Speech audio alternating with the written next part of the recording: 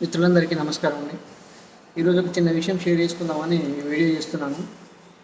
మొన్న ఒక 2 days back one of my friend, అతని ఏజ్ వచ్చేసి ఆల్మోస్ట్ 38 to 40 years బిలో ఉంటాడు. ఫ్యామిలీ, అతను, భార్య, 2 పిల్లలు, తల్లిదండ్రులు కూడా ఉన్నారు. మంచి జీతం, ఆల్మోస్ట్ 50-60,000 శాలరీ వస్తుంది.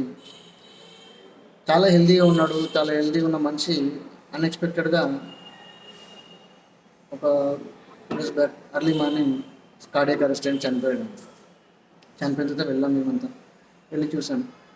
ఇప్పుడు వాళ్ళ ఫ్యామిలీ పరిస్థితి ఏంటంటే, పాపం వాళ్ళ ఇంట్లో only one and only person, earn చేసే పర్సన్ ఇతను ఒకడే, సంపాదించే పర్సన్ ఇతను ఒకడే. వాళ్ళ భార్యకి ఏమీ తెలియదు, బయట ప్రపంచం ఏమీ తెలియదు, పిల్లలు చిన్నపిల్లలు, తల్లిదండ్రులు చేతగాకుండా అయిపోయారు. ఇప్పుడు వాళ్ళ పరిస్థితి ఏంటి అని చెప్పేసి ఆలోచిస్తే చాలా భయం వేసిందండి, చాలా బాధ వేసిందండి ఇన్ఫ్యాక్ట్. ఎందుకంటే ఈరోజు రేపు మనం అందరం కూడా అదే కోవలో ఉన్నాము. కాబట్టి నేను అట్లీస్ట్ ఈ వీడియో చూసి ఒక్కరైనా మారితే చాలా ఉద్దేశంతో ఈ వీడియో చేయడం జరుగుతుంది. మనం అందరం ఈ రోజు రేపు ఉన్న సిచ్యువేషన్లో ఏంటంటే, మనది అన్ప్రెడిక్టబుల్ లైఫ్ అండి. ఎప్పుడు ఏ రోజు ఏం జరుగుతుంది అనేది ఎవరికీ తెలియదు, మనం ఎవరి మేము చెప్పలేము. కాబట్టి ప్రతి ఒక్కరు మన కుటుంబము, ఒకవేళ మనం ఈరోజు సంపాదించే సంపాదన రేపు సంపాదించలేకపోవచ్చు, మనం సంపాదించలేకపోవచ్చు, లేదంటే సంపాదించడానికి మనం లేకపోవచ్చు. ఏదైనా జరగవచ్చు, ఎప్పుడైనా ఏదైనా జరిగే ఛాన్సెస్ ఉంటాయి. కాబట్టి మనం ఉన్నా లేకపోయినా, మనం సంపాదించగలిగినా సంపాదించలేకపోయినా కూడా మన కుటుంబానికంటూ ఒక రక్షణ ఉండడం కోసం అని, మన కుటుంబం రోడ్డుపైకి రాకుండా ఉండడం కోసం ఒక టర్మ్ ఇన్సూరెన్స్ పాలసీ అనేది తీసుకోండి. లేదంటే సేవింగ్ పాలసీ అనేది తీసుకోండి. ఈ రోజు ఏంటంటే కొన్ని పాలసీలు, సేవింగ్ పాలసీస్ తీసుకున్నా కూడా వాళ్ళు టర్మ్ కవరేజ్ ఇస్తున్నారు. చాలా పాలసీలు ఉన్నాయి అలాగా. ఏదైనా పాలసీ దాని గురించి డీటెయిల్స్ ఏమైనా కావాలంటే నన్ను కాంటాక్ట్ చేయండి. లేదు అంటే మీ ఫ్రెండ్స్, మీ రిలేటివ్స్ ఎవరైనా సరే ఇన్సూరెన్స్ గురించి అవగాహన ఉన్న వాళ్ళని, అంటే టర్మ్ ఇన్సూరెన్స్ గురించి అవగాహన ఉన్న వాళ్ళని కలవండి, ఒక పాలసీ తీసుకోండి. మన కుటుంబం బాగుండాలని ప్రతి ఒక్కరూ కోరుకుంటున్నాము. వాళ్ళు బాగుండడం కోసం వాళ్ళు కష్టపడుతున్నాము. రాత్రి పగలు తేడా లేకుండా కష్టపడిపోతున్నాము. తినకుండా తాగకుండా డబ్బులు కూడబెడుతున్నాము. వాళ్ళ కోసం ఏదో ప్లాట్లు, ఇల్లులు కొంటున్నాము. సంతోషం, ప్లాట్లు కొన్నా, ఇల్లు కొన్నా వాటి వాల్యూ పెరిగిపోతుంది, కుటుంబం హ్యాపీగా ఉంటుంది. అట్ ద సేమ్ టైం మనం అంతటితో ఆగుతున్నామా చెప్పండి?